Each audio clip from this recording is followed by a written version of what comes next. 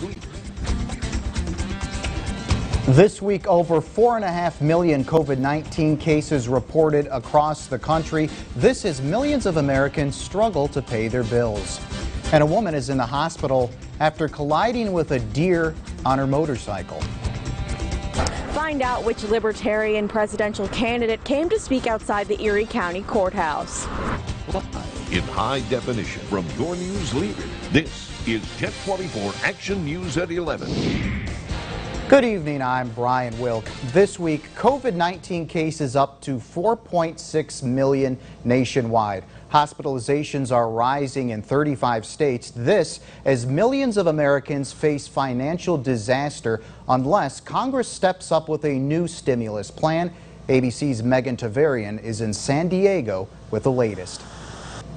Today, coronavirus cases soaring in the U.S. California, the state with the leading number of cases, topping 500,000, reporting its highest daily death toll yet. Health officials pleading with people to wear a mask. Our rights to not wear a mask, that bull is gonna kill us. Shut it down.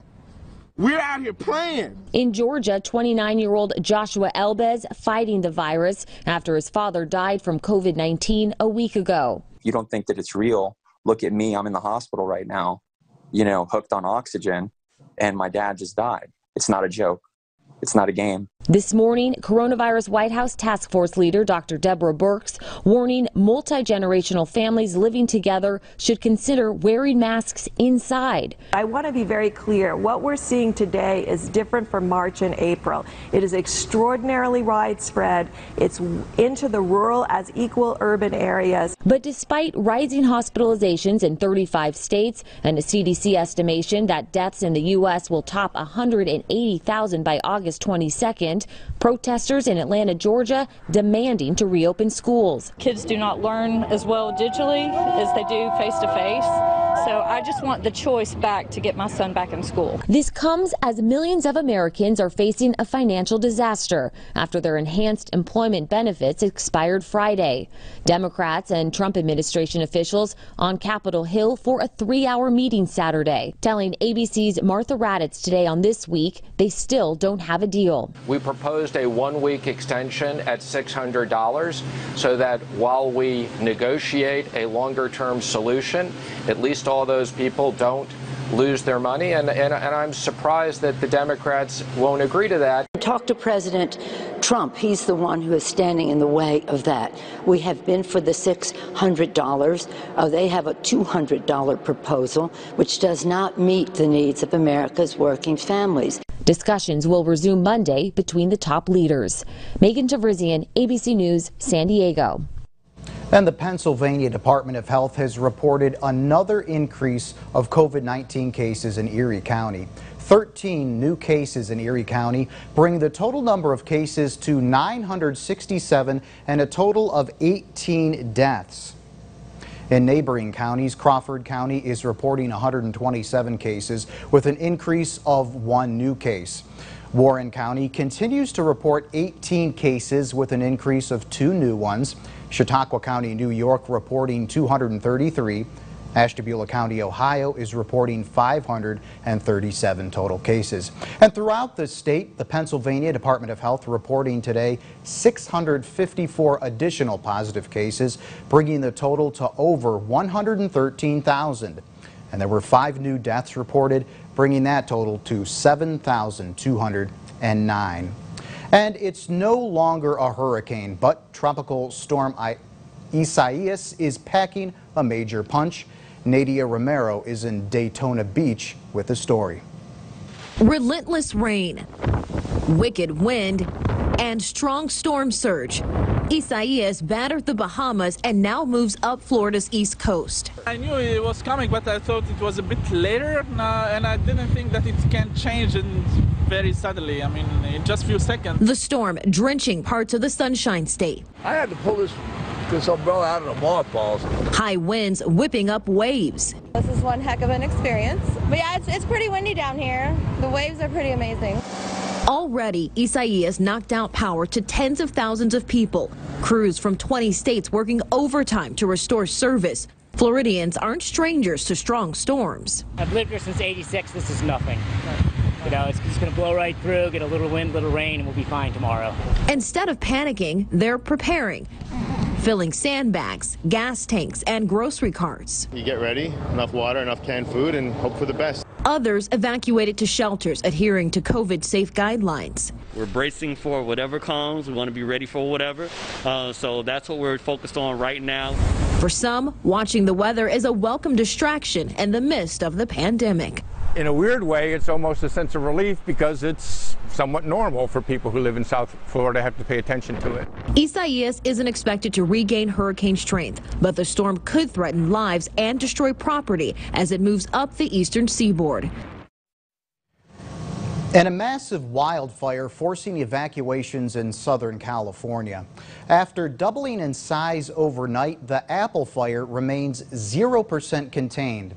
The flames burning through as much as 4,000 acres of trees, brush, and vegetation as it moves through Riverside and San Bernardino counties. Now, the Riverside Fire Department ordering about 8,000 people in the area to evacuate.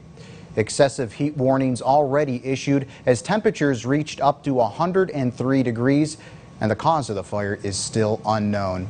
And a woman was sent to the hospital after striking a deer with her motorcycle. According to police, this happened shortly after 1 p.m. today at the intersection of Walton Woods Road and East Lake Road. Now, the deer jumped in front of her bike, throwing her onto the roadway. Portions of East Lake Road were closed for a short time, and the female biker was transported to UPMC Hammett, and her condition is still not known. And Jet 24 Action News is your local election headquarters. And one political party wants to be on your presidential ballot in November. Dr. Jo Jorgensen is running for the Libertarian ticket and was in town this morning. Chelsea Swift has this story on how Libertarians are reacting to the candidate's remarks.